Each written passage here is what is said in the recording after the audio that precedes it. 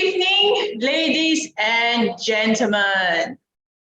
Okay, I don't know about you, but I am particularly excited about this topic.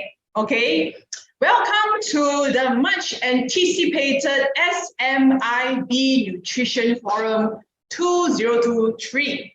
Since the previous session was so well received, so this time we have the privilege of doing it another time. Okay, so before we begin, it is important that we set the backdrop of this forum tonight. So why are we discussing about this topic? Well, I'm sure the topic definitely must have drawn you in, right? If not, you won't be attending today. So it doesn't really matter like how long you have been exposed to supplements. Okay, it could be 1 year, 2 years, or you can be dabbling on it for a good 10 to 20 years. But I'm very sure and I'm very certain you definitely have come across people who show you a bit of a side eye and look at you like that, skepticism on their face whenever you mention about, suggesting supplements, right? And this can be very frustrating, okay, for many of us because we know how it helps us, but for them, it's like as if they just shut the door, okay? Don't have to continue talking and I just gonna reject it straight away. Okay, just to give you a bit of my personal experience, I have a background in nutrition and dietetics. Okay, so I've studied this in a university, IMU. So even though I came from this background, nutrition, but even my lecturers and individuals from my field, right, are not pro supplements. They don't support supplements in general. But of course, I do agree that, of course, diet and exercise, all these things are important, but for some reason, I don't know why, okay, it could be due to their own fair share of, doubts about the research, but they're just not giving it a chance enough for it to see that it could probably help them in their practice also. And of course, not to mention, I have siblings. My sister is a doctor. Okay, my cousin is a radiologist. My friends are all doctors also. And the first thing, if you ask them about any kind of condition, whether it's mild, it could be just a flu or cough, straight away they say, okay, take medicine. Straight away, that's the first line of solution. And if you would like to propose them something, perhaps these other, ingredient from food may work, they will look at me like, Claudia, I don't believe in supplements, right? Then if you want to say some more, okay, they shut down the argument already, that's it. Okay, there's nothing to talk about and you're at the losing end now. All right? So today is very important that we want to reframe the conversation around supplements. Okay, I think there's some form of misconception. Maybe over the years, there were people who are using improper methods, okay, to sell supplements, and it gives people the wrong impression, and they have a wrong perception. They think it's a marketing gimmick. They think it's just, it's just going to harm my liver, it's going to harm my kidney, so I should not take any supplements, right? But they are, they really misunderstand. Okay, so we are here to change the conversation around this, and obviously we need to have an expert who is well versed in the area of medicines to give us a neutral and a two-partisan kind of viewpoint from medical and also from the nutrition. Give us a well-balanced worldview, and then we can make the decision for ourselves. Is supplements effective? All right. So today we have the privilege, okay, this speaker, she's a very busy lady. It's very hard to book her actually. So we are so blessed, okay, this time around that we have her, and she is the perfect candidate to be our fellow panelist, okay, for today's forum. So for those who have first joined us, welcome. Okay, if you have not joined before, let me give you a bit of a background of who she is. So Miss Shirley Tiong is one of the core leaders in Malaysia. She also has an impressive academic background. 5 years of pharmacy degree and then followed by an additional master's in pharmacy. After that, she continued her studies in the research of nutrition medicine and functional medicine in the UK. So in total, she has 15 years in pharmacy. Miss Shirley has also founded her own wellness platform, Be Well. She focuses on addressing the root cause of health problems by leveraging on the power of nutrition. So she uses university products, okay, and I really admire her skills, okay, and her knowledge in this area of how nutrition can help many of her clients. So are you interested to know more? All right, so you see the reaction button here, right? Somewhere here, the icon here. Please give a round of applause to Miss Shirley Cheong. Welcome, welcome. Hi, Shirley, can you unmute yourself? Yes, hi. Thank you for the introduction, Claudia. Thank you so much for the kind words. Okay. Yes. Everyone, I'm Shirley. Nice to meet you. Okay, wonderful. All right, Shirley, I am very eager to know your answer actually, because it's very rare. I have many friends who are pharmacists, but you are the only one in my circle of friends who branch out from pharmacy and to actually go into a different direction. And you're not just any ordinary pharmacist, by the way. Okay, you have a master's in pharmacy. So definitely you are the specialist in this area, and I'm pretty sure most people wouldn't put it aside and okay, let me just do an alternative. They might as well just go straight into pharmacy, into medicine, right? So what changed your mind and what made you pursue a different path? Okay, so I have been practicing pharmacy, meaning, so basically pharmacy is the study of the pharmacology of drugs or medicine to create therapeutic effect to treat diseases. So I've been doing that for the first 10 years of my career. But while I'm doing that, I have already started to practice nutritional medicine. So, but actually, pharmacy is still something that I practice, but I practice a lot less as I move into wellness and prevention medicine. And that's where nutrition medicine really comes in to my practice a lot. So wellness and prevention medicine is actually built on a totally different foundation. That's why when you ask a mainstream doctor about what they think about supplement, what they think about diet, what they think about nutrition, some doctors, who are more open to it, they will tell you a bit more. But I think because the foundation is very different. One is based on diagnosis and then you treat the disease, and one is based on prevention and field. So these two, I think it's a very different practice. But a lot of doctors nowadays, actually, they slowly move into nutrition, slowly move into lifestyle, slowly move into functional medicine as well. So this is also a trend that is coming out. So nutrition basically is the tackling of root cause of disease. So the reason why I go into and so passionate about wellness is because I've noticed throughout my years of practicing pharmacy, especially using drugs. So every day, people I see are people that are inflicted with chronic diseases. So there are many people who are suffering from diseases, taking tons of medication, and a lot of them, they can never come off any of the medication. So it's just medication after medication, to suppress one symptoms after another. And then maybe there are certain side effects from medication, and then they have to add on more medication. So it's true for a lot of people. And this kind of diseases, chronic diseases, is affecting people at a much younger age nowadays. Well, I personally, I do not want to end up like that. I want to avoid having, this facing this destiny of getting old and suffer from all kinds of old illness that comes with age. So that's why I started to look into prevention, anti-aging, to improve lifespan, and not just lifespan, but health span as well. So that is my story. Yeah.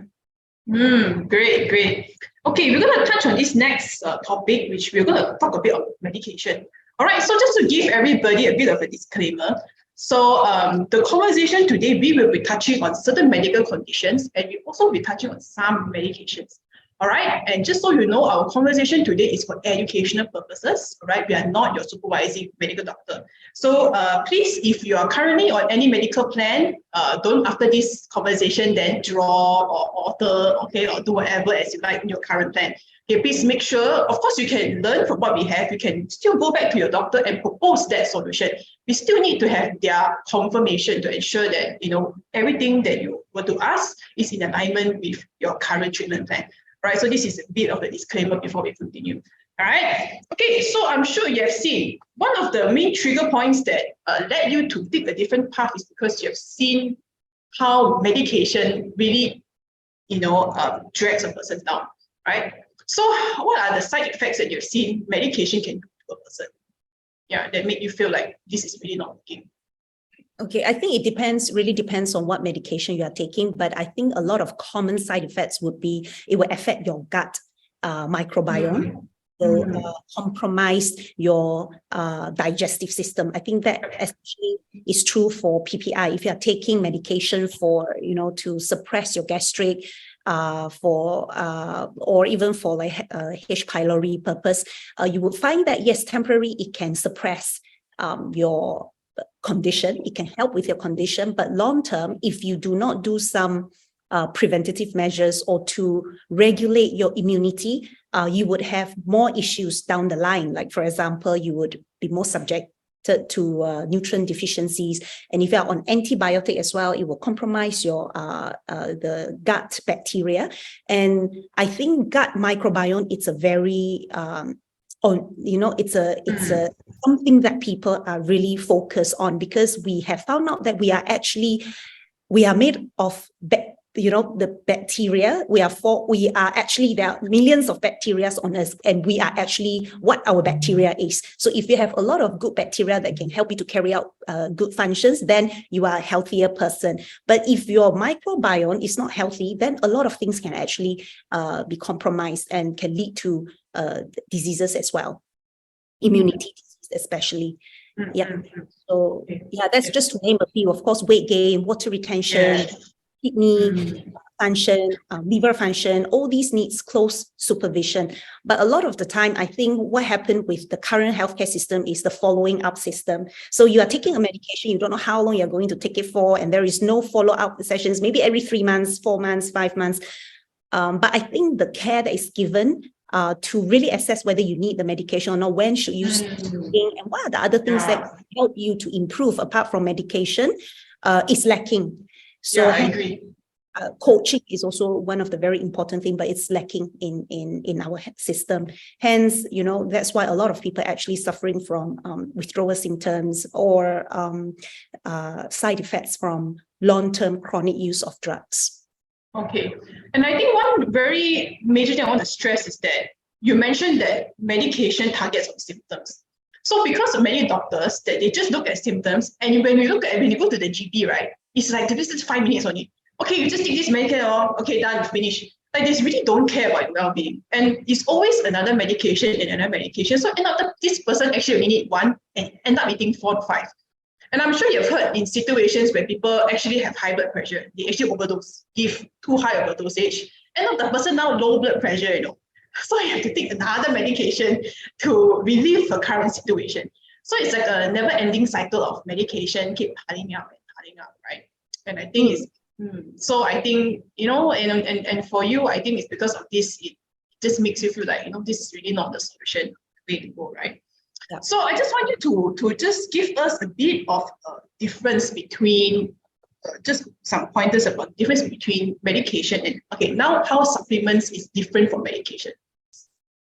Okay, so they are both used for health purpose. So it's both to restore certain health conditions. But drug focuses, like I said, they are built on very different foundation. That is why when you go to a mainstream doctor, usually present the symptoms, they do diagnosis and then they treat the symptoms. So this is, it's not wrong for them to do so because they are trained to do that.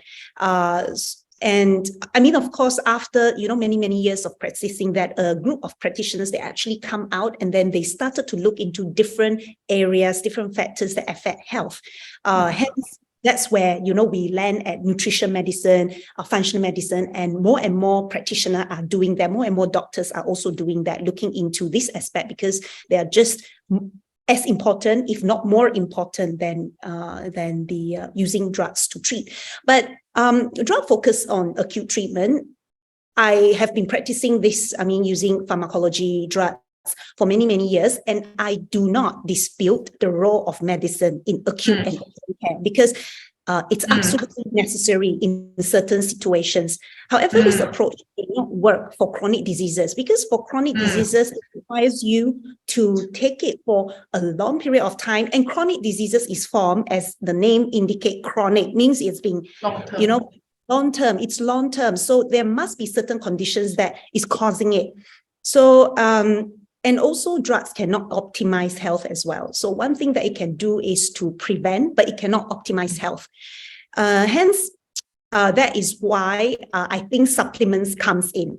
And also chronic illness is so much prevalent in today's society as well. So most of the adults over age of 65 have more than 3 chronic illnesses. Okay, this is according to the statistic. And if you have one chronic disease, then it's very, very likely that it can cause another one. Genetic is one reason that maybe you can get chronic diseases, but I think most of the majority of the factors is caused by diet, environment, and lifestyle. And these are the things that I think it's not being taken care of in a lot of mainstream treatment. Yeah, so that's where supplements comes in. And supplement usually include minerals, vitamins, and some natural biological substances that you take to supplement diet. Okay, to supplement diet. And I think in this modern lifestyle, it definitely has its place because we have a lot of lifestyle gap that we need to fill in. We are all very busy. Some people, we are very stressed, and you can't just ask somebody to eat well without assessing whether it's practical for them or not. And the whole agriculture system as well, the depleting nutrients in our soil, the commercial, like how we are, the food is also depleting. So, we have to raise chicken in the shorter span of time. And all these can cause a depleting in nutrients and more toxin in food that we are having on a day-to-day basis. So there's actually a very comprehensive explanation between both. Okay, so just to summarize, okay, I think Shirley raised a very important point. Okay, medicine does have its function. Okay, so we want people to have the correct understanding for acute situations. For example, if you have a certain flare-up or this condition, if your sugar right now is like super high and you definitely need something to bring it down immediately. So of course, we need to go with medication. But for long term, of course, it's not a solution because as you know, all these things, it will hurt your liver in the long run. The more medication you take, actually, it will increase the burden of your liver to filter all these things that is toxic as well. Okay, and this is where supplements come into the picture, okay, because remember, medication cannot optimize health, right? Supplements are a great solution, and especially like what Shirley said about the lifestyle and the environment, okay, that it can help to replenish all these gaps and to really help to restore a person nutritional wise. And many people do not know, actually many, like allergies, for example, okay, very commonly prescribed is steroids. In fact, most doctors will give steroids. Okay, I myself have this, and I also thought that medication is the only way. Most doctors say that, okay, but after talking to Shirley a bit more, I also realized actually sometimes it's due to nutrition deficiency, and flare-up and allergies are due to our antibody not responding well. And you just have to take some vitamin C or vitamin D, can help it all. And after that, my mind just totally changed, okay, and I have a brand new view about how supplement can really help a person in their medical struggle. Okay, be it allergy or even things like insulin resistance. Okay, so coming into this, all right, let's go into Feel Great. Because most of us here, we are in this Feel Great program, all right? So Shirley, you use Feel Great, right? So you've incorporated, Feel Great uses 16.8, 2 products and 1 practice. Okay, with Biostaff S and Unimate. So based on your expertise, how does this approach help your clients? I think Feel Great system is very good in helping people to reverse insulin resistance for people who has a high risk of cardiovascular diseases and also people who has fatty liver, high lipid profile. So it's really good. Fasting has been a lot of research has shown that it's very, very beneficial to reverse this kind of diseases.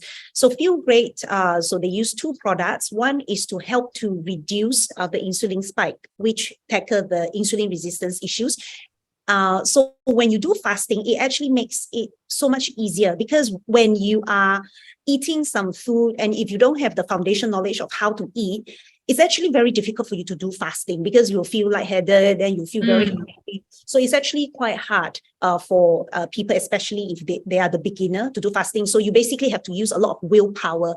But with like Unimate Fuel, with Bio 7 or Bio S, you can actually help your body to build up that resistance. You don't need to use so much willpower, but to use these two products to help you to be able to fast longer and to help you to control your blood sugar better so that you can maximize the benefit from fasting. Yeah, so this is how I incorporate these two products into my programs as well to help people with insulin resistance and who wants to lose weight. So how do you incorporate this in your program? Is it very similar to how you're doing it, like you fast the night and then the day you just, how do you usually? So basically, you can choose to fast. I mean, the best timing to fast for me is dinner time, because that's where it favors the hormone as well. So if you can fast at night, then that would be a better time to do it. But if, let's say, if it's not practical, that you can also do it in the morning, because a lot of people, when they're busy at work, they tend to forget to eat also. So with Unimate, it can actually help you to sharpen up your mind. It can help you with brain fog. It can also speed out, your fat metabolism and things like that. So at least when you are at work, you are still feeling very energized and you don't have the brain fog, and then you won't feel like lightheaded and all that, because I like to use Unimate fuel because it also contains MCT oil, which can be converted into instant energy for your body. So you feel much better when you are on Unimate fuel when you are doing fasting. Yeah, so that's how I use it. And of course, with BIOS S or BIOS 7, you can do it before your meal. This is to supplement your fiber intake to help you to block out certain sugar absorption, so it doesn't spike your insulin. If you do not know how to eat right, I think BIOS 7 is really an easy way to incorporate into your lifestyle. So you can eat a little bit more. You don't have to eat so strictly. To reduce the blood sugar kind of meal plan. You can really eat relatively healthy, and then you can benefit more if you are using BIOS 7.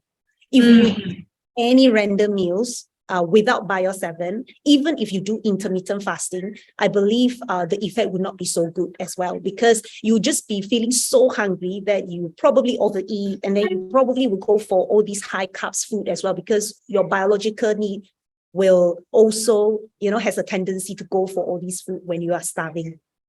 Yeah. Okay, great. Yes.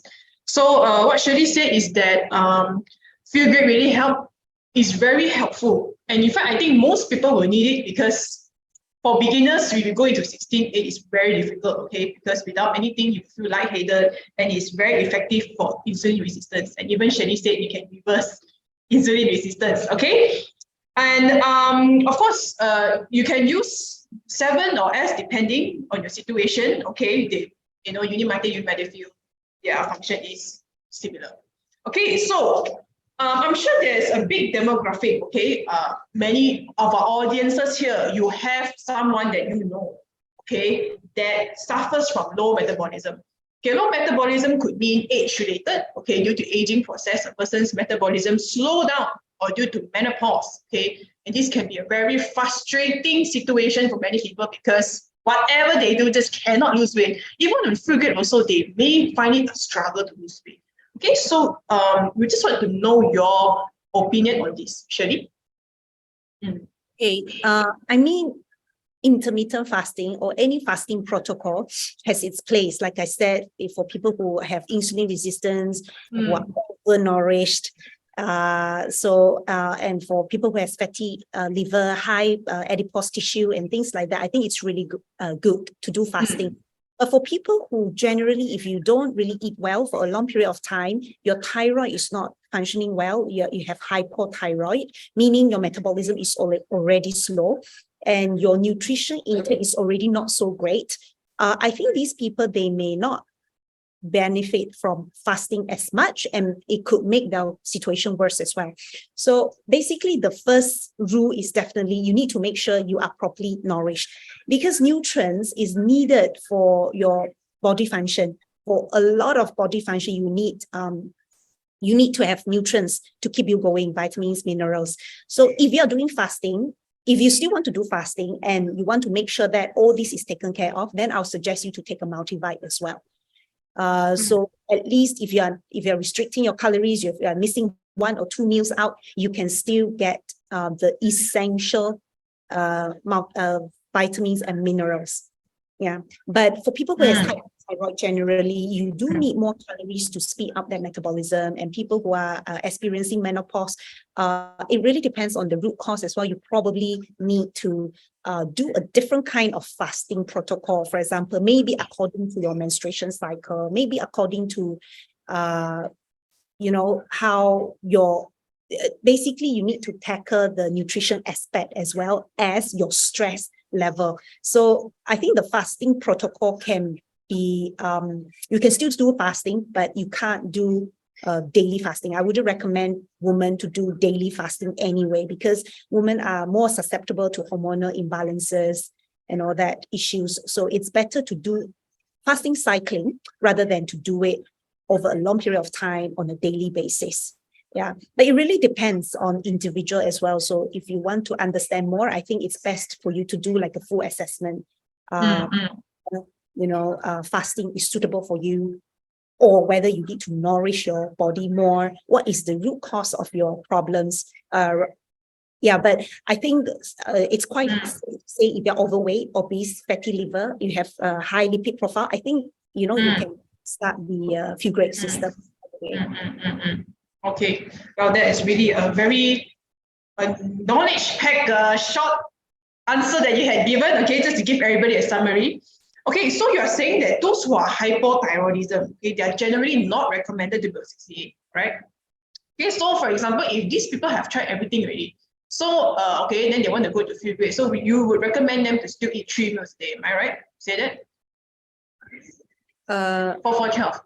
Yeah, I think it really depends on how you utilize a few grade, because I believe few grade, you will maximize the benefit by doing prolonged fasting. So at least 16 hours fast. Okay. So let's say if you are not suitable to do fasting, I think you can still do fasting, but you may not be able to do fasting on a daily basis. So on certain days or certain period of time, for example, a week before your period, say for example, you may not want to do fasting.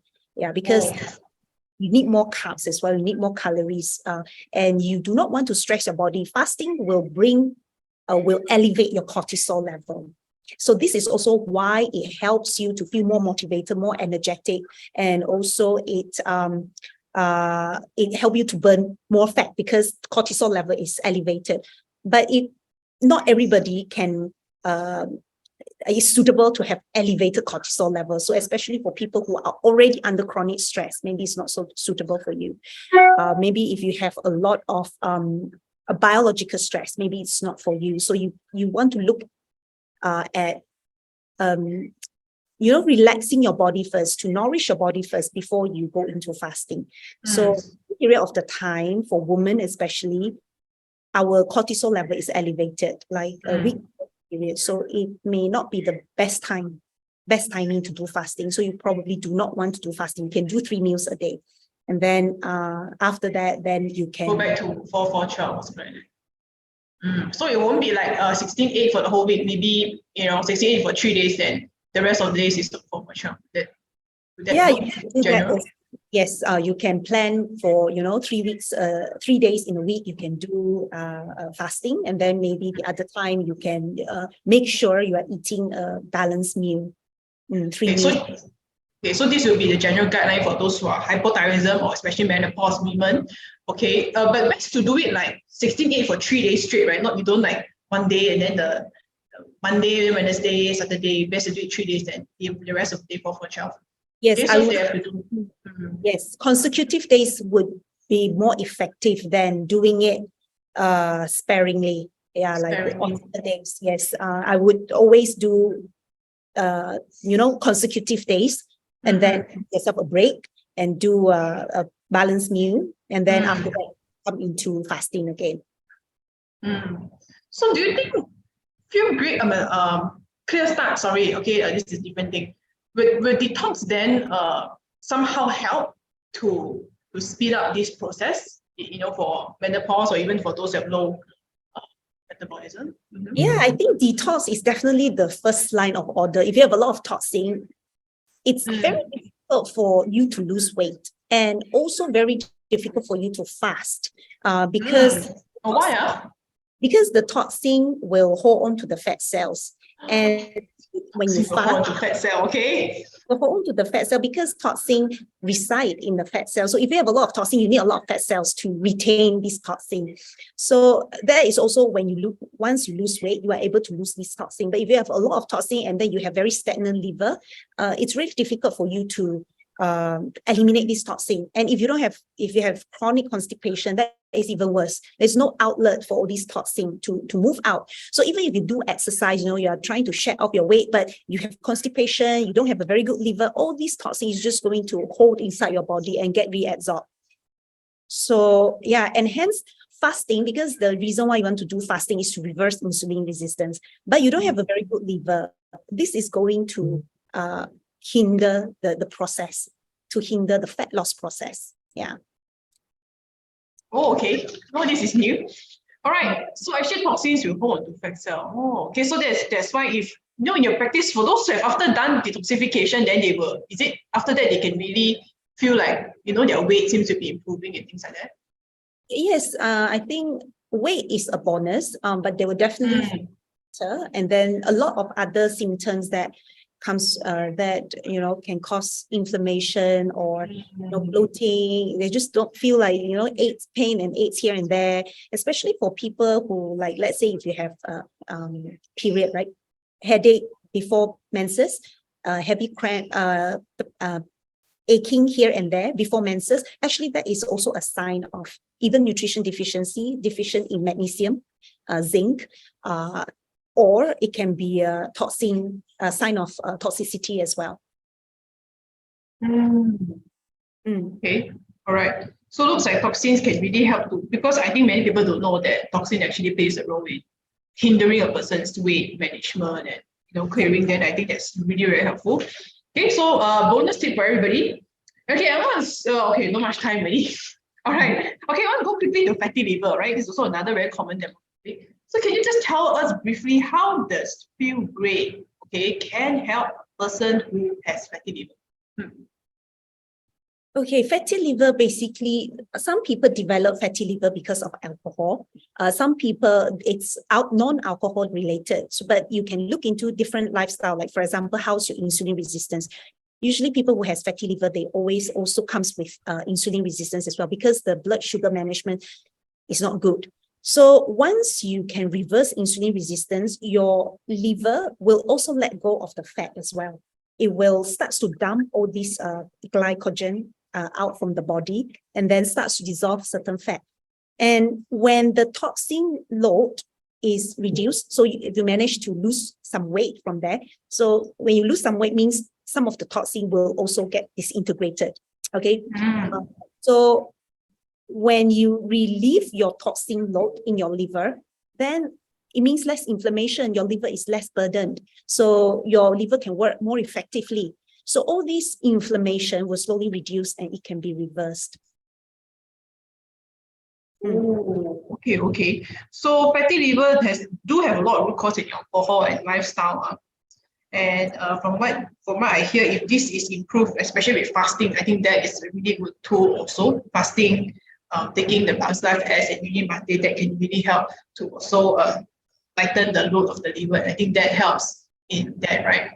I think for liver, apart from feel great, I think you also need to do some foundation work as well to help your liver to detox better. For example, Legend Tea is good in that. It has silica, iron. You want to have enough phospholipids, which is a fatty acid. So all these can help with liver detox. So you also need to help your liver up a little bit, because sometimes the liver is just sluggish. You don't have enough nutrients to help your liver to move all these toxins. Yeah, so if you have fatty liver, I think the first thing to do is to help your liver to detox first before you do fasting, but it can be done concurrently as well. Yes, can be done concurrently. So do you think everybody, okay, for example, if I don't really drink alcohol, well, do you think I need to do like some form of liver kind of detox for my body? Do you think most people should go ahead with it? Yes, because alcohol is not the only toxin that we are exposed to. We are exposed to many different toxins, the pesticides, the antibiotic, the different things, even your hormones requires liver to process as well. So your liver has a lot of work to do, and also is processing different toxin for you, all the fragrance that you are taking, from phthalates, from BPA. A lot of things requires your liver to detox or to metabolize in order to get eliminated from your body. So whether you are drinking alcohol, I mean, if you are drinking alcohol, that is like toxic to your liver. So of course, I think if you're drinking alcohol, more so you should prioritize the liver detox. But even for people who are not drinking, you should also prioritize liver, because liver is the largest organ for you to detox the toxin that you are exposed to. Oh, okay, good. And also, I think that I also done some research on this myself. Those who have high body weight, for example, if they're on the obese side, okay, what is found is that if they do intermittent fasting and they lose weight, they can actually help to manage fatty liver conditions, right? Like once their cholesterol, everything drop, their inflammation markers drop, I think in some way food can also help to manage all this. Yeah. Okay, so wow, it's so quick already. It goes to 8:40 already. My goodness, I feel like we only talk like a little bit only. The question to bypass, because it's really interesting. I think that the time is like too fast and too short. Okay, so we have to go to the conclusion soon. All right, so okay, now what are some closing questions? What are the biases people have about supplements that you wish can be changed? Okay, I understand where the skepticism comes from, because supplements and medicine, they are different. Supplements have no FDA review. So basically it means that supplement, you don't have to undergo any evaluation process, or it doesn't have to be tested by FDA before they are made available to consumers. And a lot of them actually has unreliable ingredient labels, because you do not have to disclose. There's a lot of tricks that you can play with the ingredient labels as well. And also, which is very important as well, supplements are regulated post-market. It's not like medicine. You need to go through all the clinical trials, and then to make sure, the indication, everything is stated properly, all the side effects is indicated before it roll out to the consumer. So you kind of,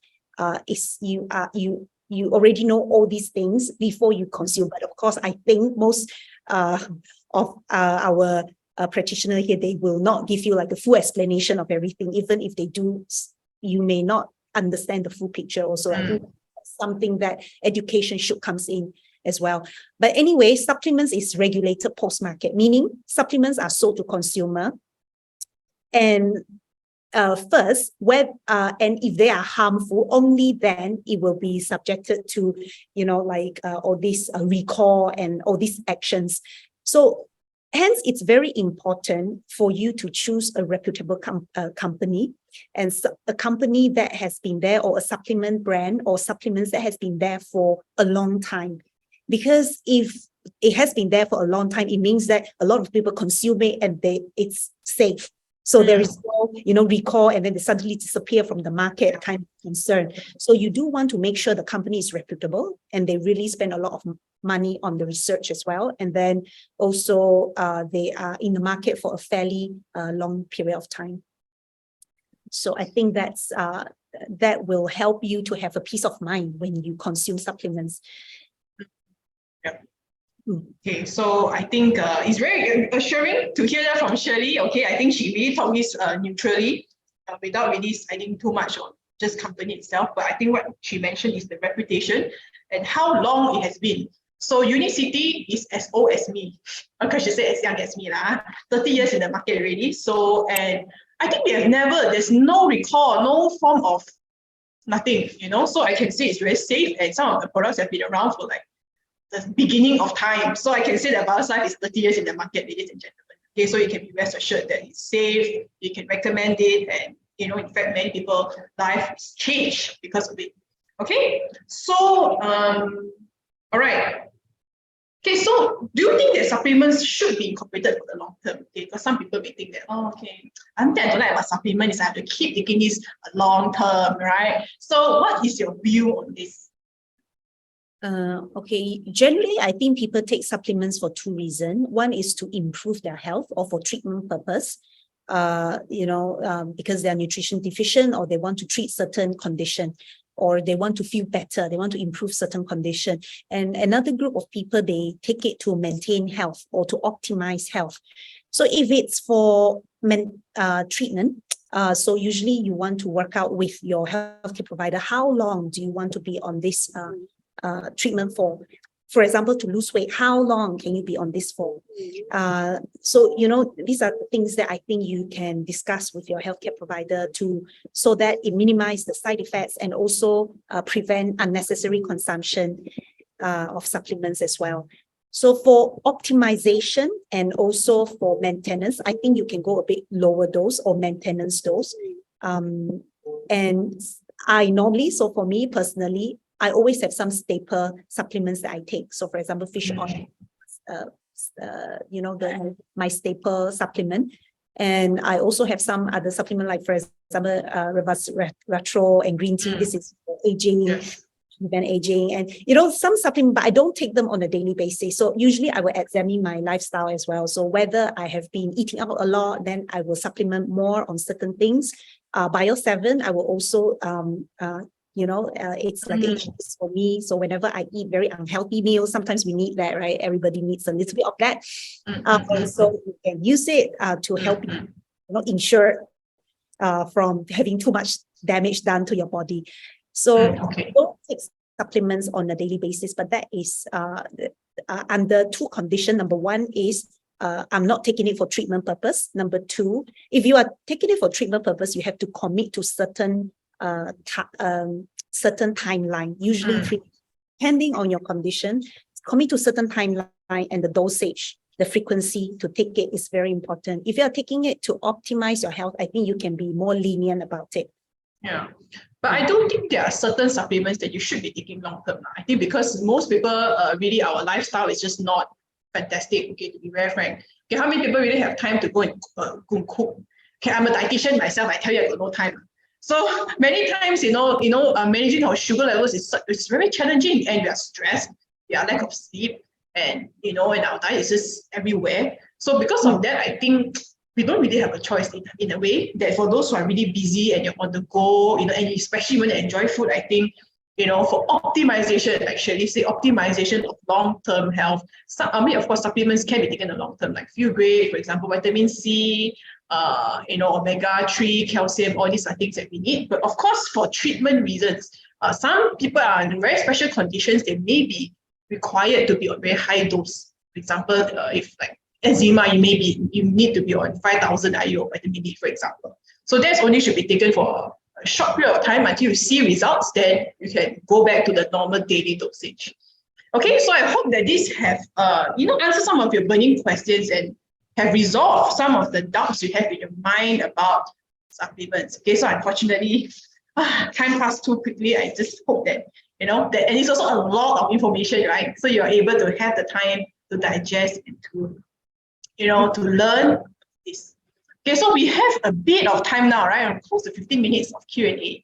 So anyone, okay, please, like I said, this is your perfect opportunity to ask Shirley about anything, okay? She is like super knowledgeable in medication. If you have any medication, you want to ask her also, okay? Now the chat room is open. Please feel free to write in anything, okay? All right, raise hand not enough, okay? The first person to type will get answered first, okay? Short amount of time, so quick, your typing fingers, all right? You gotta be quick on this. Then the first person who type the message, you will go with that flow. All right. So very good. Many people are very eager. Looks like Shirley is a very popular guest here. Okay. So okay, we are now waiting for the first message. But anyway, I think it was really. What do you mean? What's I think the message cannot show. Oh yes. Okay. Our admin team, can you kindly please rectify this situation? A lot of burning questions are waiting. People's fingers cannot stop typing. Okay, so please enable the typing. Oh, actually, you can. I think you can also talk. It's fine. Don't have to. Yeah, I forgot you can do that. Oh, Yeah, okay. Anyway, Hi. okay, you can. All right. Can Cool, I cool, ask? can, okay. Okay, Kelly. so Kelly here, I just want to ask, I know this has been probably something that's asked very often, but could you help me understand the relation between, can you mute for a while? Sorry. Okay, help me understand the correlation between hormone imbalances and people dealing with obesity, because I got some customers who are trying to reduce obesity as part of fighting insulin resistance, but some of them have really difficult times with even getting the fat percentage down. Don't talk about weight, and sometimes we will say that, okay, it's a hormonal imbalance, but personally, for me, I don't actually understand the correlation. So if you can help me out, it would help a lot. Okay, so when we talk about hormones, I think, I don't know what is the hormones that comes to your mind. Can you elaborate a little bit? Like, what comes to your mind when you talk about hormonal imbalances? What do you think of? The problem usually comes from women, so I don't know. I know insulin is a hormone. That's as much as I know. Then when it comes to female hormones, I'm like, I don't want to know. So I can't actually explain. Estrogen, maybe, I'm not sure, or maybe thyroid or something like that. Yes. Okay, that's very good. Actually, when we talk about hormones, I think a lot of people think hormone is just, estrogen, that is related to women. But in fact, like Kelly mentioned, hormones, it encompasses a lot of things. Insulin is one, blood sugar is one. So people will not think like blood sugar is hormone, but yes, it's related to hormone. Estrogen can also cause fat gain. Thyroid as well. When you have slow metabolism, everything slows down, including your digestive system. Thyroid is also a hormone. So all these things, when it starts to have when they are dysfunctional, weight gain is not the priority anymore. So you need to really look into the underlying causes, like thyroid. How do you make sure the thyroid is functioning properly? When people do long-term fasting, if they don't have the right knowledge to do that, calorie restriction, they cut out a lot of food. When they do yo-yo dieting, the thyroid function will slow down because your body adapt to that calorie restriction. So you want to make sure you don't do, people who are in that category, don't do too much of the fasting. Maybe you can go back to the detox. Do the detox, make sure the toxins are offload, because a lot of time when thyroid function is compromised, a lot of the toxin can get trapped in the body. So make sure, the bowel movement is okay. So there are certain things, I think a few key questions that you probably want to understand as well. For example, how's their sleep? Because sleep affect recovery. So how's their sleep? And how's their bowel movement? How's their exercise? Do they do a lot of cardio? Sometimes doing a lot of cardio can give them bigger appetites. Maybe the exercise is not the type that is suitable for their condition. And also how stressful they are, because when you are very stressed and then you keep getting gastric issues, it's not going to help you with weight loss as well. And you cannot do fasting when you have a lot of gastric issues. So all these things needs to be tackled first. But I think for people who are in that category, do the detox first. Make sure everything, you can use the protein shake and all that to help them to at least meet the minimum requirement of protein. Because a lot of women, they don't eat a lot of meat. They eat a lot of vegetable to lose weight. And this is also a problem because without protein, your liver needs protein, amino acid to detox, to carry out proper function. A lot of things needs protein. Your hormones requires protein. It's a building blocks for a lot of things. Your metabolism requires protein as well. If you cut that food group out, it's going to cause a lot of problems. So hence, hormone imbalances, it's a general term, but it really means slowdown of your thyroid. Estrogen means the detoxification is not okay. Detoxification not okay, usually you want to look into whether you have daily bowel movement, whether you can sleep well, whether you are breathing effectively. Some people has very short breathing, like this, they are very anxious all the time. Breathing is also a form of detoxing. So maybe they can slow down a little bit. So to do all these things holistically, and then to do it with fasting, I think maybe they can see some difference there. Yeah. I think that's Thank you. Okay, that's a really great tip. So number one, detox definitely prioritize and protein. Okay, incorporating protein. I think for some cases, I think that will be necessary, right, for them to take. And of course, for temporary weight gain will not be priority, but to reverse all these things first. Okay, so this will also help to, so detox and all this can also help to, I think it will help our body to better process estrogen as well, right, actually, for women. Definitely, detox can help to balance your estrogen. Yes, yes. Okay, so key, okay, for how about for male hormones actually, since we're on this topic? Actually, male hormone is also the same. It's also thyroid, and more so estrogen will affect men also. If Yeah. men has a lot of estrogen, their testosterone will go down, meaning they will be more moody. Sometimes they will develop man boobs. They will trap a lot of estrogen in the body, means they will trap a lot of fats, especially around the boobs area. So these are some telltale sign to look out for if a man is depressed, very moody, obese. So probably they need to detox from estrogen. Of course, a more accurate way to assess this is to do a full blood test.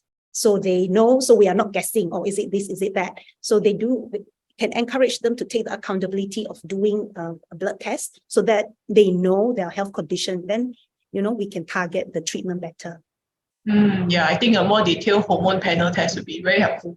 They can really determine the level of estrogen or testosterone that you have, then we can know the cause. Okay, so there's another person, Nomi, okay, have been raising the hand for a very long time already.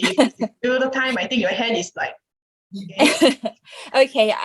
Yes, I have a question. It's about feel great system, because it promotes actually the interval fasting, that it would be easier with this system, right?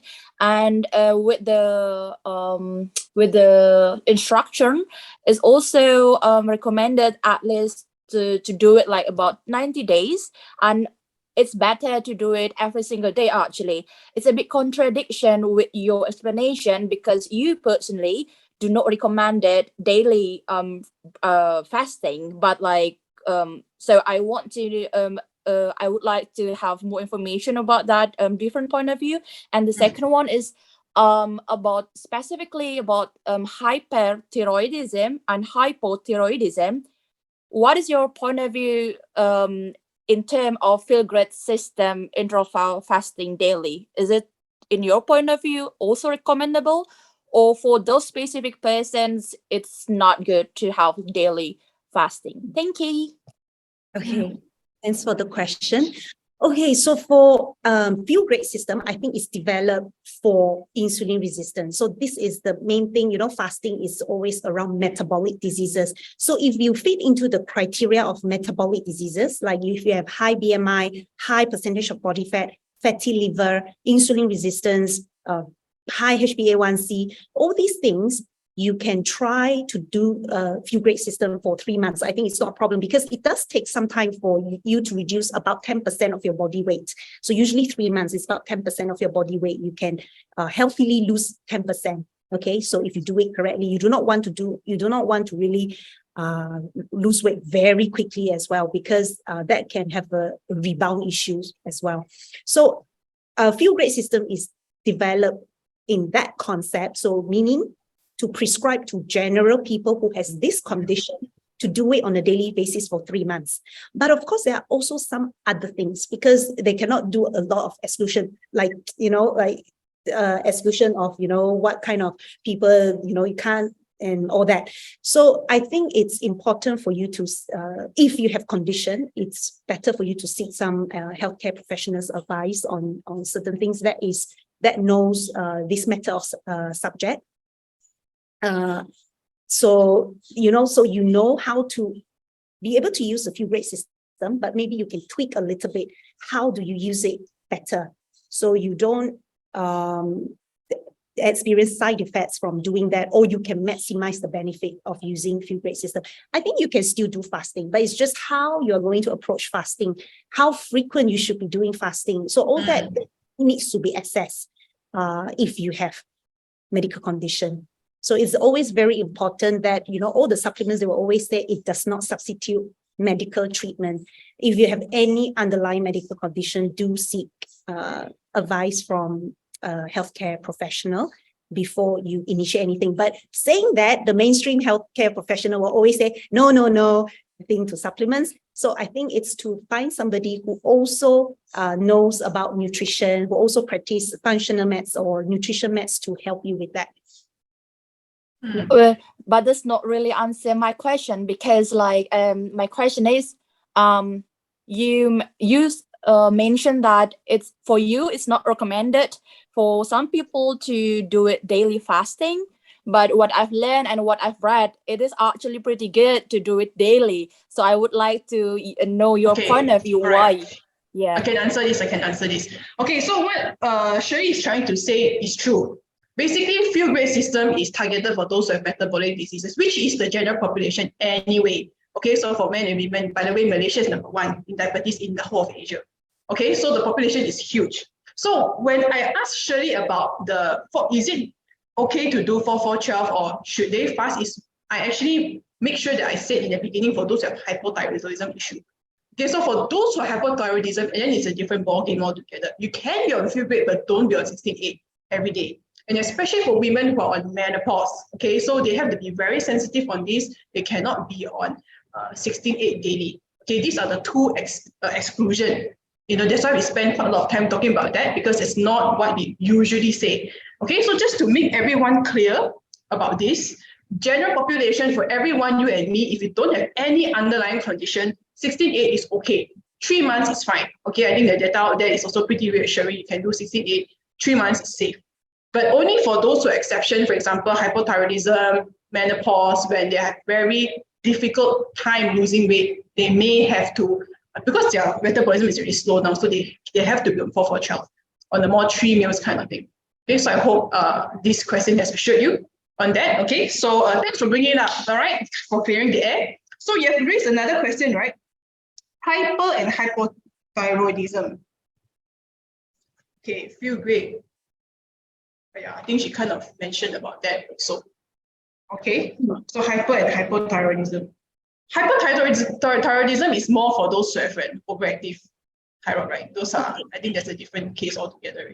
Yes, it really depends on what category of hyper and hypo they are, because some people can have hyperthyroidism, but they can exhibit all the symptoms of hypo and vice versa. So I think it really depends on case-to-case basis, and you need to have a proper blood test. Let's say if you have hyper or hypo, because hyperthyroidism, basically, I think you lose weight. I mean, that is the classic, or the symptoms, side effects of hyperthyroidism. Generally, you would lose a lot of weight. So then in that case, you do not have to do fasting, right? You don't do fasting because that contradicts. You want to do fasting to lose weight because you can't lose weight, so you want to lose weight. But hyperthyroidism is another thing. You need a lot of relaxation therapy. I would say hyperthyroidism, like I previously mentioned, fasting can elevate your cortisol level, can elevate your stress level. People who have a lot of symptoms pointed to anxiety, palpitation, increased heartbeat. So for this group of people, they are not suitable to do fasting. But for hypo, yes, because you have problem losing weight. So hypo, you can incorporate a little bit of fasting, but the key here is how frequent should you be doing fasting? When should you be doing fasting? Is the underlying root cause being tackled already before you even do fasting? Because if you don't tackle the root cause and then you add more stress to it, maybe it's just going to make things worse. I'm not saying that you can't do fasting, but you have to have a proper foundation. Your body is well nourished, your thyroid function, all these zinc, selenium, iodine, are they taken care of before you start to deplete more nutrients by doing more fasting? So fasting is okay, but how about the other parts of the puzzle, the other side of the puzzle, whether you have also done the job to do it? So the product is the product, the protocols is protocols, but I think sometimes if you have underlying issues, you still need a little bit more assessment to see whether what type of protocols is suitable for you, instead of just follow the general maintenance or general guidance.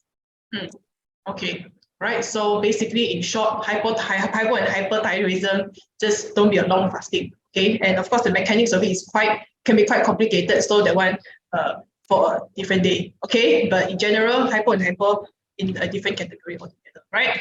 Okay, so I'm gonna look at some questions here. Okay, we're going to answer questions that are more related or targeted to feel great, okay? Feel great and some of the things that we talk about. So some of the stuff that I think that I can reply you on a different, in a different avenue, I would do that, okay? So I can give you a more complete answer because due to time constraint as well, all right? Okay, so the first question here is, what if we forget fasting before meals, can drink after meal? Yeah, actually, there isn't really a big difference. Of course, the best way ideally is to take balanced diet as before meal, okay, because the fiber is given some time and opportunity to form a matrix in your stomach or in your intestine. So whenever there's food inside, straight away it can start to absorb some of the carbohydrate and sugar that's in there.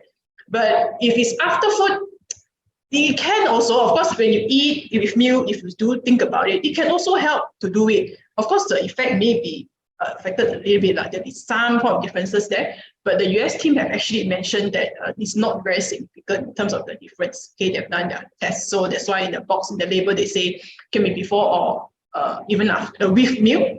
So, but of course, the first, if you can remember, definitely better to take 15 minutes before, but if you happen to forget, then it's fine. Okay, just take it with meal, halfway, no problem. Okay. Okay, so what about LC vanilla and MCT oil for intermittent fasting? Okay, like I said, just now I think Shirley did mention that protein is very good for fasting, and especially women and for those who are on women or hypo, okay, that they don't have enough protein.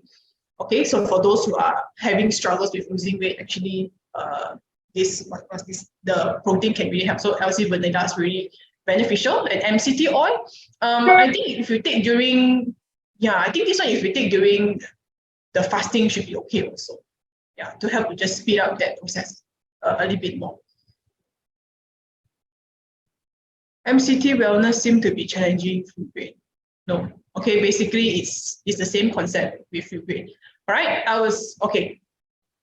All right, so if a person is very hungry, most likely this Melvin, I think he's on the hyper side. He's on the his thyroid most likely is more overactive, and some people, they have very big appetite. Okay, so in this case, I think intermittent may not be suitable. I think just go with your 3 meals a day and do take your balanced diet as before your meal and Unimate in the morning to give you that kind of mental boost that you need. Okay, Shirley, is there anything you want to add on? Yeah, I think for Melvin, if you have been taking Unimate for the fasting, you can try Unimate Fuel because Unimate Fuel has MCT oil. So that can help you to convert, MCT oil can be converted into instant energy. So you probably feel less hungry when you take Unimate Fuel. So maybe by switching this to Unimate Fuel can help you to last longer. If it doesn't, then maybe you probably want to look into other aspect as well. Like for example, whether do you sleep well at night? Because when you don't sleep well at night, basically your blood sugar level sometimes is not properly managed. Then it will just cause you feeling very hungry all the time. Sometimes fasting, it takes time to get used to. So some people 3 days, 5 days, some people with condition, insulin resistance, fatty liver, it may take them weeks to go into fasting with energized fasting mode. Some people, when you hear they do fasting, right, they don't feel hungry, they feel very energized, they don't have brain fog, even without any products. But this requires training because maybe you do not have the metabolic flexibility yet. Your body doesn't know how to utilize fat yet to burn. So your body will always be craving for food, for instant fuel, which is carbs. So it happens, you probably wants to do like MCT, which is the Unimate Fuel, or you probably needs to look into like whether you have fatty liver, whether your is good. So tackle all that problem first, and then sometimes use Unimate Fuel to help you. Maybe you don't do 16, you can do 14, you can do 12. Start from 12, then 14, 15, 16. Okay, so to help your body to increase that flexibility. Before you attempt 24 hours. I don't know what fasting you're talking about here. Intermittent fasting usually is ranging from 14 to 16 hours, but you longer fast if you are an avid faster. Yeah. But start from 12. Yes, 12 is very doable for a lot of people. Okay, yeah. So what Shirley said is also very good supplementation. But just to recap to everybody, okay, for GLIC, I went to the GLIC conference, right? The main scientist, she's the first person who studied on one of the core intermittent fasting scientists. Okay, the main reason why Unimate is recommended for us, okay, Unicity as a whole, why we will go with Unimate first, because they said that calories above 30 calories may potentially break the fast. Okay, so that's the reason. Of course, Unimate feel is also great, okay, with the MCT oil, and of course they do stimulate ketone production and things like that. But generally, we will go for Unimate first if you can take it, right? If a person can take it with that kind of, if it works great for them, we will prioritize that first, because that would give a person really just a pure 16-hour fast. But for example, like Shirley said, for those who have some issues or you're having some struggle, so you can go with Unimate Fuel, because it has additional calories, it's 90 calories. So maybe it's something to just give a bit of satiety, so that person will feel that, fasting could be easier, all right, compared to those who are on a pure Unimate fast. All right, so I think we have a really great session today. Can everybody just give Shirley a great hand? Okay, she is indeed very knowledgeable. And every single question I said, she can elaborate so much, a lot, and I learned tremendously from her session. So of course, I want to thank you so much for your time today. Okay, it's been a full hour. Thank you for staying on with us, okay, for the full hour. Nowadays, people's attention span, seriously, it's not even up to 5 minutes. So we're so thankful that you have paid attention, and we're so glad to have host this session with you again. All right, so stay tuned, all right? Maybe every 4 months or 5 months, we see how we will do this kind of periodic forum with you and some other special guests again. So once again, thank you so much, everybody. I hope you have learned a thing or two. If you have any follow-up questions, all right, if you think that time is too short, you still have some burning questions, please forward them to me via email. Okay, we will be more than happy to forward this to Shirley if necessary, and we'll get back to you on the questions. Okay, thank you everybody so much, and have a great evening, and we see you next time. Bye. Thank you so much. Bye.